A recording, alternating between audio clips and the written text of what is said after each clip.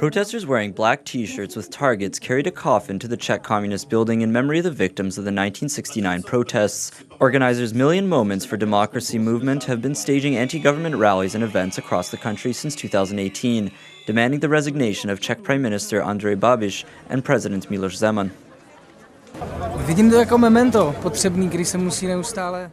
This anniversary is a reminder for me, which we must always commemorate so that we don't have to go back to repression. The Soviet-led invasion on the night of August 20th to 21st, 1968, crushed the Prague Spring, an attempt by Czechoslovak reformists to establish socialism with a human face. Soviet troops remained as occupiers in the country until 1989, when the so-called Velvet Revolution brought down not just communism, but also the Berlin Wall. We have to fear because the reign of the communist power was horrifying. At the same time, people began to perceive the communists as a good uncle who went wrong without successes, and that not much bad happened, and that this was a very long time ago.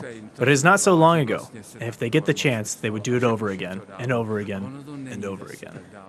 During much of the communist rule between 1968 and the mid-1980s, one of the regime's purposes was to revert life to what it was like before the attempted Prague Spring reform. Opponents of the regime were consistently persecuted, and the opposition went underground or limited itself to isolated acts of protest, such as the suicide of Jan Palach, a student at Charles University who set himself on fire on Prague's Wenceslas Square in January 1969.